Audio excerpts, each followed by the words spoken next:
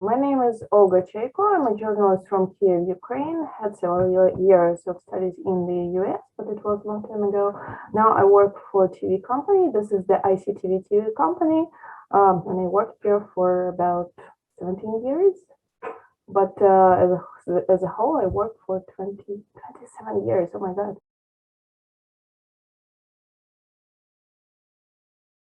Of course, we say that there was war since 214, so it was 8 years of war, but we didn't face those events directly in Kiev and all over Ukraine. It was in the Donetsk region and Lugansk region, partly, not in all the region, and in Crimea that was occupied. There were no war things over there.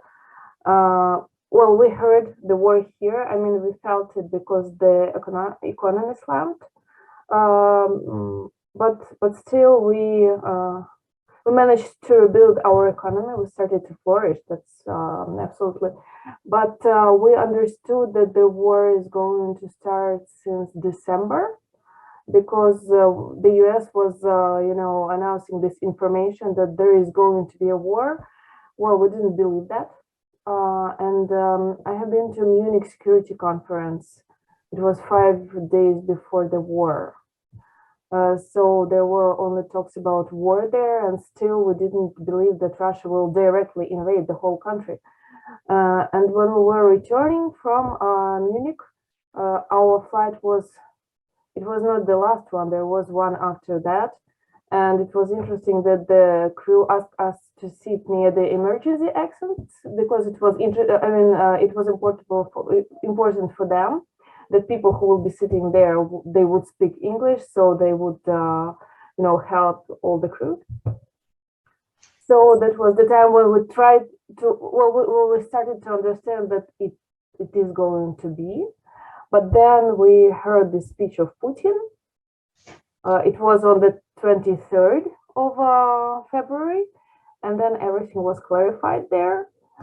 Still, we were hoping that it was just showing his muscles. But then at that night, it was 5 o'clock in the morning, I heard some sound, but well, I thought that it was some noise of my telephone. So I was wondering, why do I hear it? Usually I don't hear it because it's on Vibra. And I just opened the news because we are all, since the revolution, we are a little bit nervous. So each morning we check the news. Well, it doesn't matter whether you are a newsmaker or the journalist or whatever. We just start our day with the news since 8 years ago. And I opened the news and I read this awful article, and I went to the window, opened it, and it was smelling. It was like burning something, and it was, it was not the clear air. And the cars, they were moving really quickly. It was 5 o'clock in the morning. There were like traffic jams because people were leaving the city. And we read all this thing where we heard all those noises like boom, boom, boom, boom, boom. We're turning on the TV. So then I just put all of my clothes, and my husband told me, well, you should go to the work. And here am I for almost a month.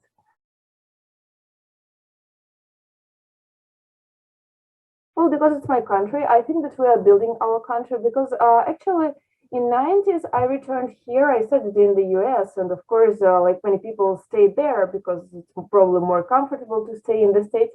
But for me, it was important to develop something in Ukraine. So I think that we made a lot for Ukrainian journalism, for Ukraine. And it's really interesting when you can actually influence the society, because when you speak with Russian people, they say we cannot change anything.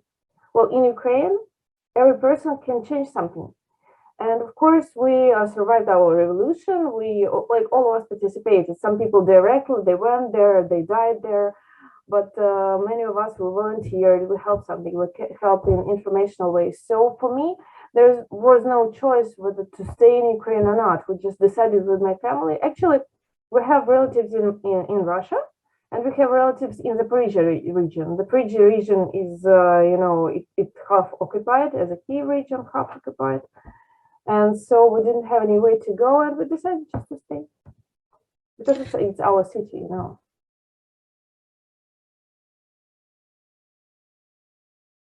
we have those marathon. Actually, I think that the government asked journalists to gather and to make like like several TV channels. They're showing the same picture, and each TV channel has its slot. So every day we're going on the air. I don't go on the air directly. I'm a journalist. There are anchors who are sitting on the air. Journalists, they work as editors, as journalists. We're reporters. We're finding the information. We're checking the information. We're making interviews with people, recording them on Skype as well. So this is our main work, and we basically live on the channel. Well, sometimes we can go home, take out the bath or something, cook something for our families, and then we return to work. And we work like day by day. We have 5 hours on the air.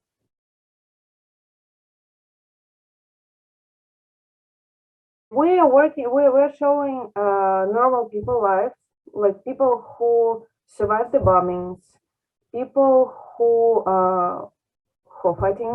We have several journalists who go to those war places because they have this. They worked on the Donbass region. They know how to do that because we mainly we didn't stay in Kiev. I covered all the Munich conferences, Normandy 4 meetings, NATO summits. Also, I covered the social and political life in Kiev. So now I'm just learning how to work during the war. Well, it's easy for me, pretty much easy to work like tough, but I cannot go to the war places. But there are some people who can go there. As for me, I go to show like those buildings after bombings. We also talk about the business who starts working. We talk about volunteers who help people. We try to record volunteers who still go to the meetings in the occupied regions. So this is our story. We also talk with some public figures, with politicians, with economists. So it's like normal news. We make like normal newscasts. But of course, we have this war angle. It's on the top. We don't talk that much about culture or something, fashion or something like that. No.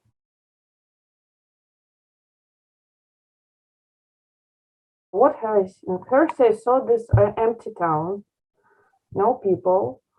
Then people started to appear. They were staying in big lines to buy some food. I saw those empty stores, but it was interesting for me that the people who were in the stores, they're trying to buy not just for themselves, just to buy everything, not to leave to anybody.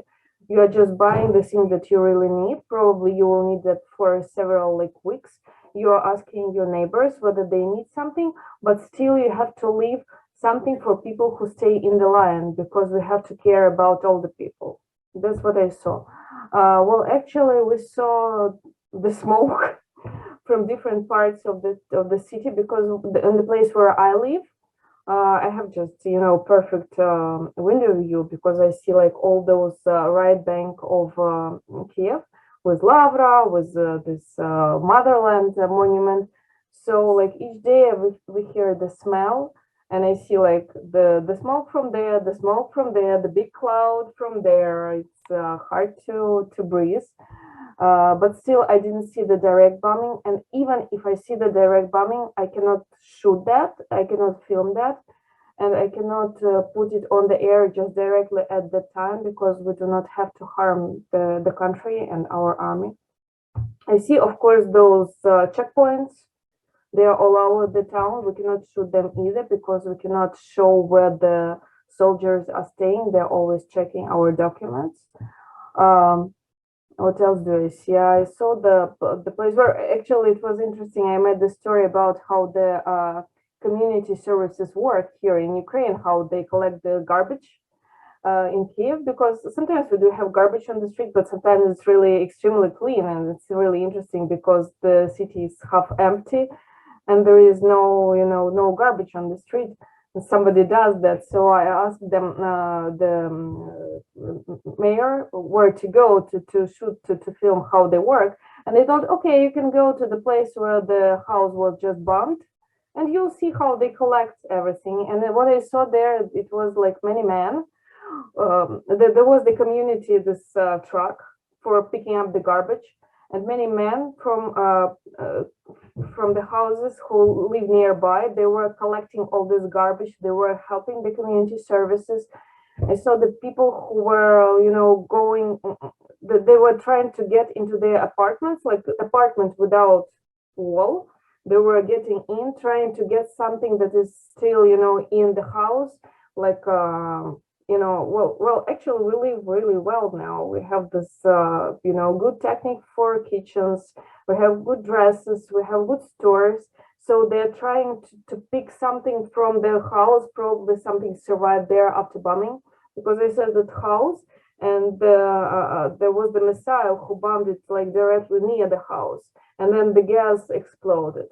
So it was half of the house without, wall, and from the opposite side, it was more or less normal. So people could go to the opposite side, take their clothes, and I saw the people who stayed they didn't have any clothes with them. They were hiding somewhere in the where they're hiding. And so they just came, and they do not have any apartment. They do not have anything. That they do not have even the things to wear on themselves. So it's really interesting. Well, it's not interesting. It's really it's awful.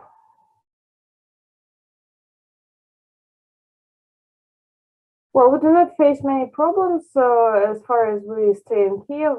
Our politicians and our services, they are willing to talk to journalists. But of course, if you want to go to the workplace, it's on your own risk. We do have those helmets and the special wear, but still, the war, it doesn't pick who to kill.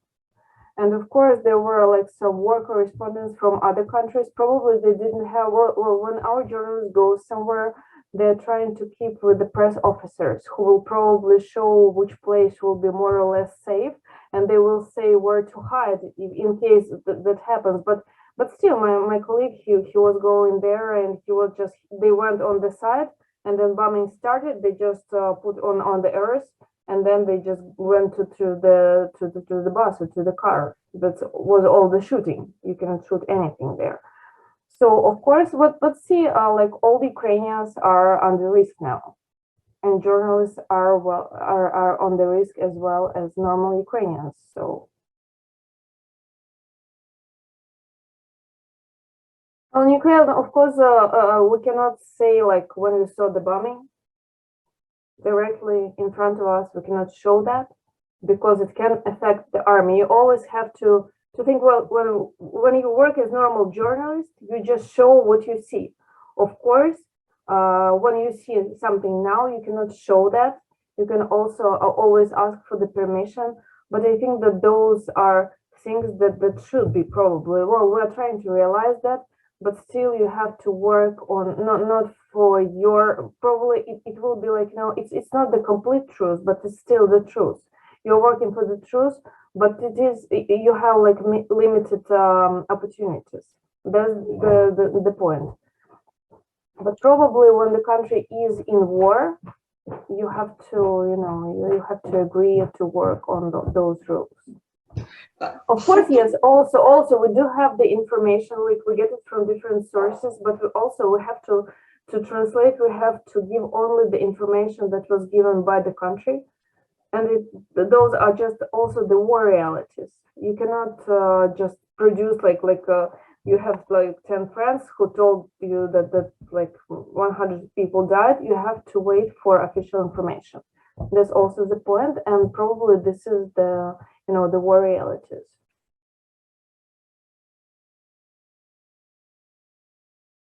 Well, actually, we have to show people that we are still in Kiev, that we have to show them that not everything is that bad. I mean, there are things that are really awful, but still we have to, well, just for me personally, I never watch TV. Well, I work there, I do not watch it much, but still when I turn on the TV, I calm down because I see those people who are talking to me, from president to normal politicians to people who were fighting in political senses with each other.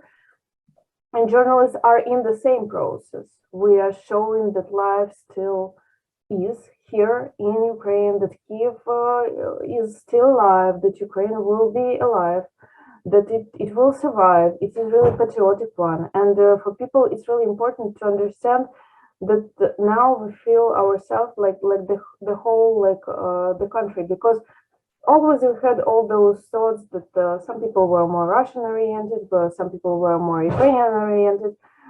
Now I think that everybody here, they're all Ukrainian oriented. They saw who is the enemy.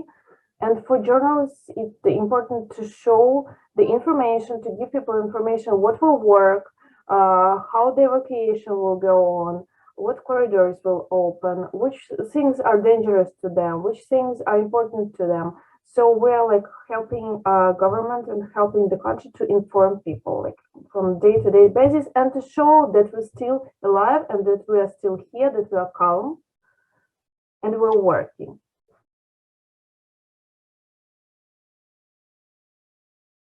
I go to the site, I show what I see. If I show what I see, it is really possible. There are some people who are on other sites and they show what they see. And also I talk to people because, like, for example, in Mariupol, we cannot go to Mariupol, but we talk to people who live on Mariupol. Sometimes we ask them to show the video. Sometimes we ask them to see what they see. So we're not, you know, we're not dreaming of something. We're not creating some stories that will be probably the figures won't be like the direct figures that we have here. I mean, in terms of atrocities, deaths, everything like that, we have just official information. But still, we show what we see. We're not creating the news as well as Russian colleagues, like so-called colleagues, do. They're just, you know, they're making fairy tales. We're not making fairy tales. No, absolutely.